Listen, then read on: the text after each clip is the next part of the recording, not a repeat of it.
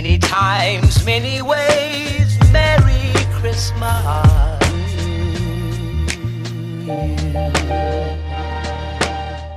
I guess I really don't know what Christmas is all about.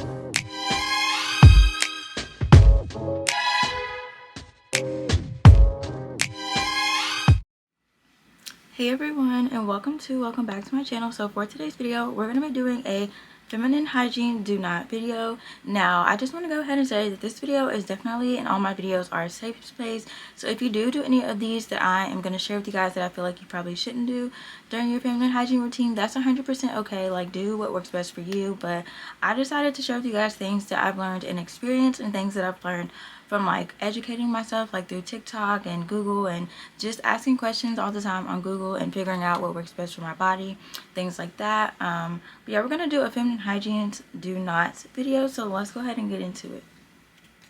Okay, so first things first, this one to some people might be like a no-brainer, but you do not want to use the same wash rag when you're in the shower that you use to wash your face and your body to clean your downstairs area. And that's basically because our downstairs area is super sensitive, and you only want to use fragrance-free washes down there. And typically when we wash our body or we wash our face, there's a ton of chemicals and they're typically not fragrance-free. And if we put them downstairs, there's so many things that can happen. Like, you can get irritation, you can have odor, you can get a yeast infection. There's so many negative things that can happen if you do this step. So if you are experiencing odor or constant yeast infections or itchiness or dryness, whatever the case is, and if you're doing this step, I highly recommend you stop doing that and get a separate rag for your downstairs area. Or what I like to do, I don't use a separate rag for my downstairs area, but I like to use my hand. So what I'll do first is wash my entire body. I do have two separate rags for my face and my body, but I wash my face typically before or after the shower, and then I have a shower rag that I use in the shower for my body. And I'll go ahead and cleanse my body, you know, exfoliate, all that good stuff, and use like any other products that you like to use in the shower. And then I rinse all that off really good. And then the last thing that I do, that way no regular body wash gets in my downstairs area, I go in and cleanse my downstairs area last. Oh snap. Okay, y'all, so like I was saying, I do it that way because I live with my mom, and I hate being like a burden and using like multiple rags, because typically I switch out my rags constantly. Like, I probably go through 3 rags a week, which isn't necessary, but my mom likes to constantly wash rags and stuff like that. And so yeah, I just use my hand, and I always go at the end. That way any of the previous products that I use on my body get rinsed off, and there's like no extra suds from my body wash that contains fragrance is left on my body. Then I go in, of course, with like my feminine hygiene wash that says fragrance free, and I've had no problems doing it that way. And I use my hand to put the soap in and rinse it out, but I make sure that my hands don't have any soap down there. And personally, that works best for me. But if you are someone who wants to use a rag, either way, I feel like it really doesn't matter, as long as you're using something that's clean and you're not putting any other like fragrance related items in your downstairs area. So definitely use more than one rag when it comes to your downstairs area, and use a separate one from your face and your body when you cleanse your downstairs area.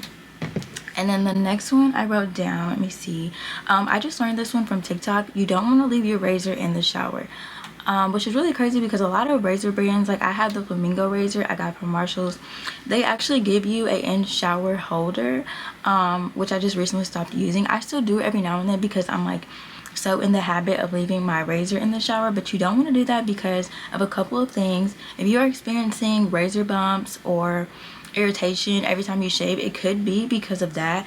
Also, the razor blades can get rusted a lot faster in the shower because there's constantly water near it. Even if you like share a bathroom, like I share a bathroom with my mom, we shower in the same shower. Every time my mama showers, that water and the steam or whatever is hitting the razor blade, and it's just gonna make it rust so much faster.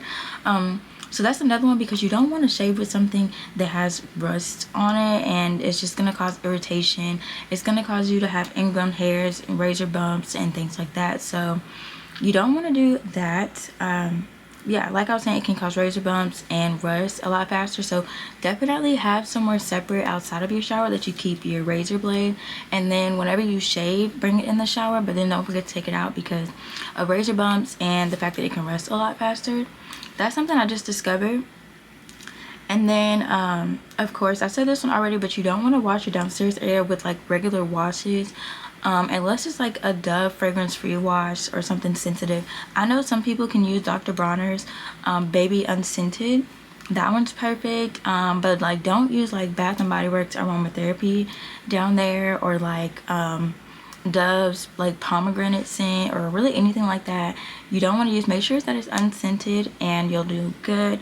Just please don't use anything scented. Like you'll be so irritated, and I just want to help y'all out because it's happened to me before, even on like accident. Like I accidentally got some soap down there. It does not feel good. So make sure that you are rinsing completely before you go in with your feminine wash, because you don't want that soap up there. Then when you get out the shower, you do not want to leave moisture in your downstairs area. So what I mean by that is do not air dry.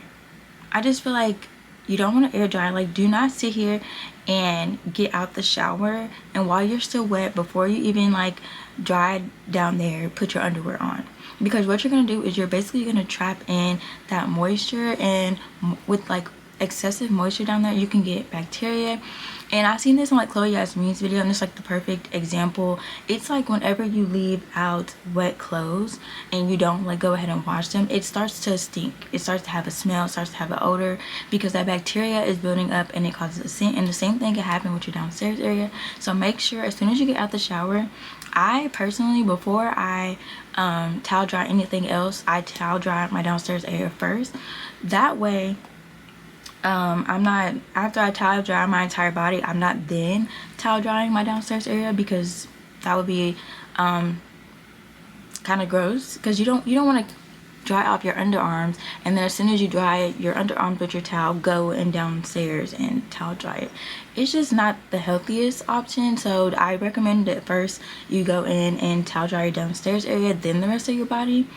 But yeah, just don't leave moisture down there, because it can cause bacteria, and that can also be a reason that maybe you're smelling down there, or that it's irritated or itching, or you have a yeast infection, or whatever the case is. So definitely make sure you're not trapping moisture down there, and before you put on your underwear, make sure that she's dry. Let me see. Another one is don't over exfoliate, because it can cause skin irritation, and what else did I say? Oh, it can also make your skin super sensitive, of course, because if your skin's irritated, it's going to be more sensitive. Do not over exfoliate. I sometimes exfoliate every single shower, but I make sure I don't overdo it. And what I mean by that is, like, I don't use a tea tree hut scrub every single day.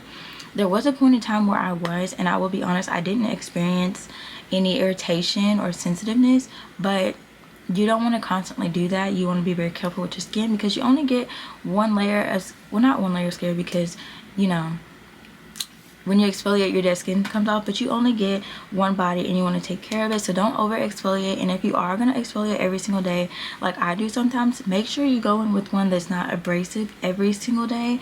At least alternate it. If you're going to exfoliate 7 days a week, at least have like 4 days out of the week be something super gentle on your skin, and then the other rest of the week do something more abrasive. But be careful, especially with your underarms, because I used to exfoliate the heck out of my underarms and they became so raw and irritated. So be careful and make sure you don't over exfoliate. If you ask me personally though, I'll be honest, I do not listen to my own advice, but being that it's you guys, and I don't want this to happen to you guys, like I was saying, I recommend exfoliating 3 times a week. I'll be honest, I exfoliate almost every single day. I have no problems, but over time it can probably cause problems, and I'm trying to work down and not exfoliate every single day, but for some reason it's a problem.